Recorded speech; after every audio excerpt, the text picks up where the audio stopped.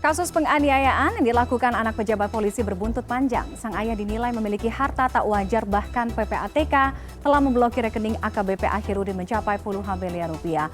Diduga AKBP Akhirudin juga memiliki gudang penimbunan bahan bakar minyak ilegal. Kami bahas malam hari ini bersama Albertus Wahyu, Komisioner Kompolnas. Selamat malam Pak Wahyu. Selamat malam Mbak Tiffany. Baik, Pak Wahyu, ayah pelaku AKBP Akhirudin Hasibuan berada di tempat kejadian. Ia tidak hanya membiarkan, ikut menyaksikan dugaan penganiayaan tersebut. Bagaimana bisa seorang perwira kepolisian, pejabat kepolisian melakukan hal tersebut yang kita tahu seorang anggota polisi menjadi contoh panutan masyarakat? Apakah sejauh ini sanksi kode etik ini sudah maksimal atau sepatutnya ada sanksi yang lebih berat lagi? Ya, terima kasih Mbak Tiffany. Jadi kasus ini semakin menunjukkan kepada kita semua bahwa upaya dari Polri dengan reformasinya, ada 3 reformasi kan, struktural, ya, kemudian transformasi dan satu lagi kultural. Reformasi ini belum berjalan karena begini, polisi itu memang bukan dewa, bukan malaikat, tetapi sebagai Polri, sebagai polisi, dia punya kepatutan, kewajaran yang sudah harus menjadi bagian dari kehidupannya. Dan itu sudah diatur di dalam aturan-aturan baik normatif secara dengan tertulis maupun tidak. Apa yang terjadi pada AKBP Akhirudin Hasibuan ini menunjukkan bahwa perilakunya itu tidak mencerminkan sebagai polisi. Karena ketika dia dididik awal, ketika pembentukan, itu doktrinnya jelas. Polisi itu diharapkan nanti sebagai abdi negara, sebagai pelindung, pengayom dan pelayan masyarakat.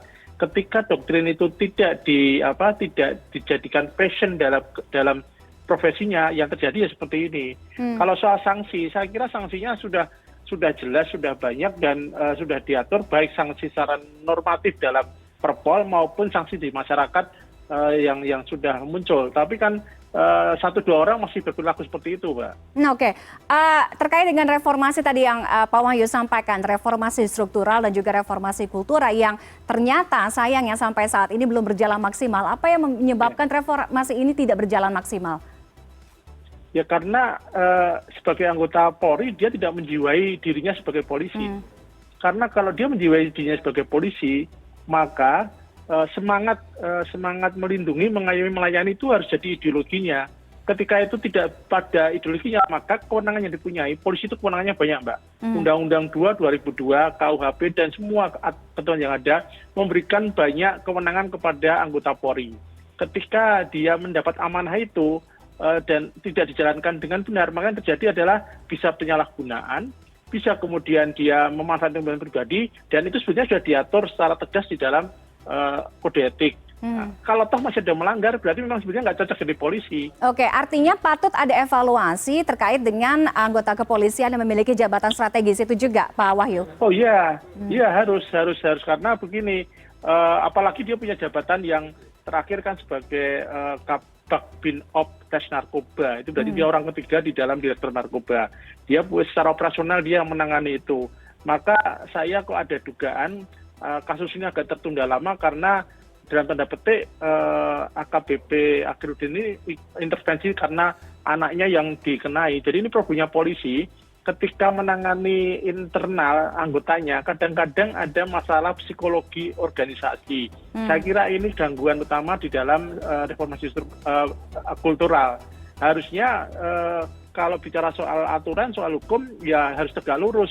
Kalau kemudian unsur pertemanan, unsur intervensi dalam tanda petik atau unsur kedekatan itu mempengaruhi proses hukum, akibatnya seperti ini. Karena kan kalau kita lihat tanggal 22 Desember itu laporan yang masuk, kemudian Aditya Hasibuan balik melaporkan 23, tapi Februari kan baru naik penyidikan.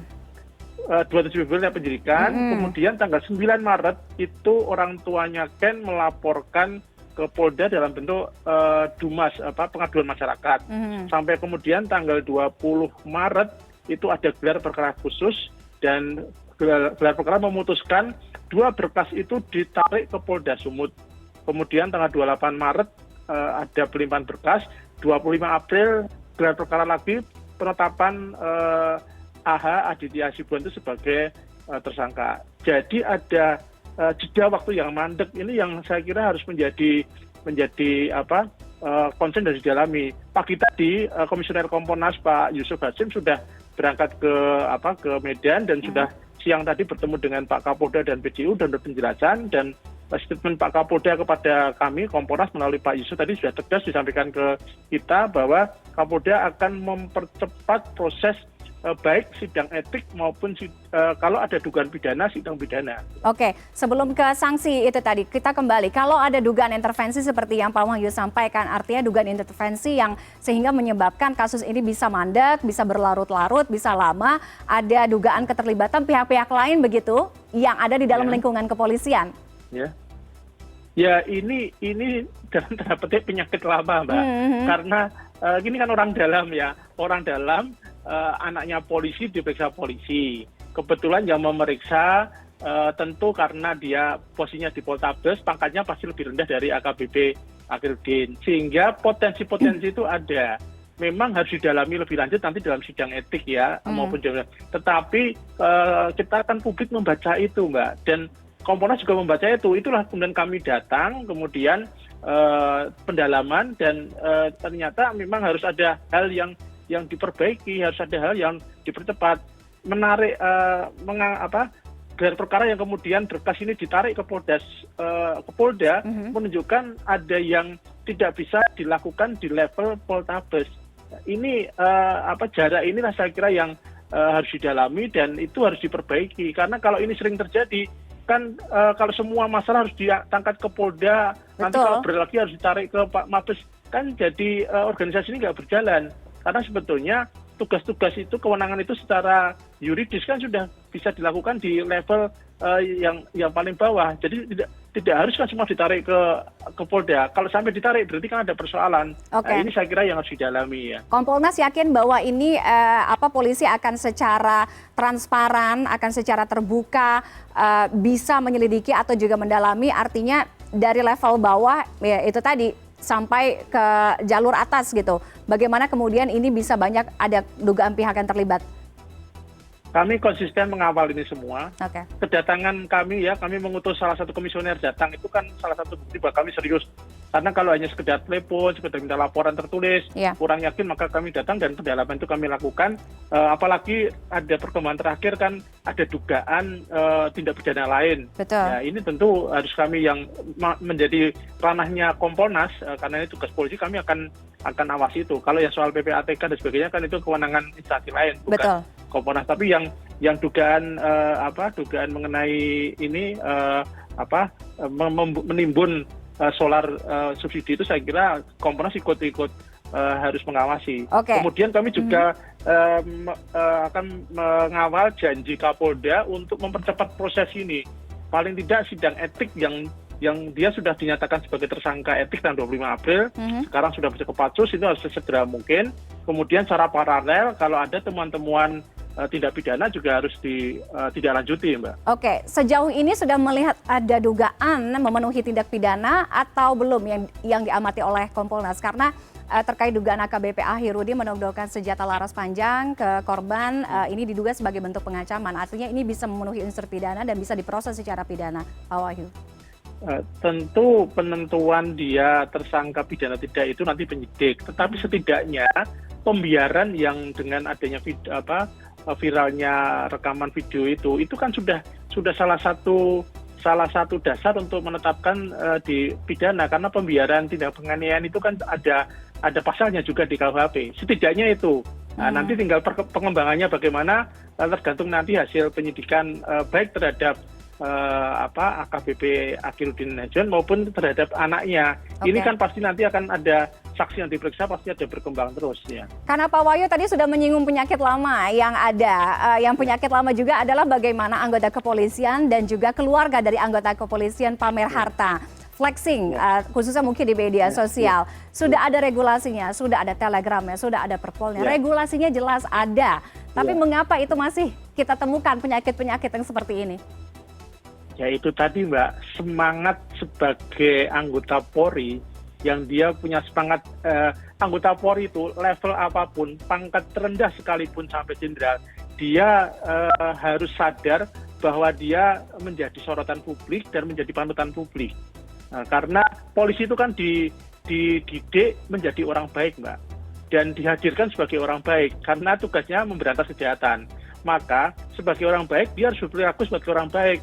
Ketika perilaku-perilaku itu menunjukkan arogansi, hedon dan sebagainya, itu tentu tidak pas untuk profesi polisi. Sehingga presiden pun ketika mengumpulkan para Kapolres Kapolda mengingatkan itu, ini presiden loh. Kemudian sampai Kapolri menurunkan TR mengenai aturan-aturan perilaku di publik ya. Jadi kepatutan itu kan harus disadari oleh teman-teman polisi bahwa ya punya uang apa warisan atau apa boleh-boleh saja, tapi ketika dia memamerkan apalagi kalau uangnya bukan uang yang halal, tentu akan menimbulkan penilaian yang buruk terhadap baik personal maupun institusi. Saya kira ini yang harus disadari oleh teman-teman polisi, teman Polri, sehingga bahwa posisinya itu disorot publik dan menjadi panutan publik itu harus disadari betul. Dan itulah ya memang jadi polisi konsekuensinya itu. Kalau nggak mau seperti itu ya jangan jadi polisi, Mbak. Oke, konsekuensinya itu. Akhirnya kita harus berbicara mengenai masalah pengawasan terhadap para anggota kepolisian itu tadi. Karena merujuk pada kasus ini ada temuan dari PPATK, indikasi dugaan pencucian uang, harta yang tidak wajar puluhan miliar rupiah. Apa betul pengawasannya itu bagaimana? Apa betul atasan atau di level-level atasnya tidak tahu? Masa bisa tidak tahu? Itu kan pertanyaannya, Pak Wahyu. Begini, ini memang kewenangannya ada di KPK kalau LHKPN ya. Tetapi kan model pelaporan LHKPN itu kan mandiri, Mbak. Kan tidak lewat pimpinan. Tetapi kalau pengawasan misalnya penggunaan keuangan dan sebagainya itu ada pengawasan berjenjang. Tapi kalau LHKPN ini sebagai pejabat publik kan dia punya kewajiban membuat, dan sistemnya kan assessment pribadi, sehingga maka yang terjadi banyak manipulasi data.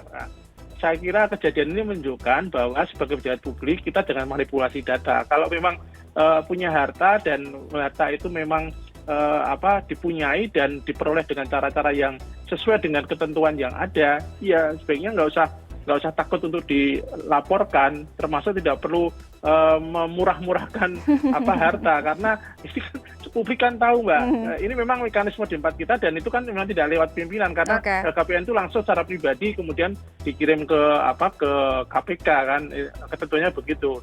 Tetapi kalau soal yang resmi, uangnya uang dinas, tentu ada pengawasan berjenjang. Oke, bagaimana dengan dugaan penimbunan atau gudang penimbunan bahan bakar minyak ilegal yang katanya diduga milik AKBP? Ya, ini kami meminta kepada Polda tadi, Kapolda sudah janji akan secara serius melakukan penyelidikan. Ini kan sekarang tahapnya baru penyelidikan. Saya kira bukannya Komponas, publik juga mengawasi kinerja Polda, jangan sampai masuk angin, sehingga kalau memang benar terjadi penyalahgunaan, berarti terjadi tindak pidana yang ya harus ditindaklanjuti. Itu kami tentu saja tidak bisa mengawasi secara langsung karena kami hanya yang harian yang 6 orang, tetapi publik harus ikut membantu mengawasi proses ini. Saya kira kita menuntut keterbukaan dalam proses penyelidikan ini, sehingga nanti ketika penyidikan pun bisa membuktikan bahwa Polri memang mau transparan dan akuntabel. Ya. Baik, terima kasih Pak Albertus Wahyu, Komisioner Kompolnas sudah bergabung dengan kami malam hari ini. Masyarakat akan mengawal bagaimana perkembangan dari kasus ini. Terima kasih Pak Wahyu, selamat malam, sehat selalu. Ya, selamat malam, terima kasih Mbak Tiffany.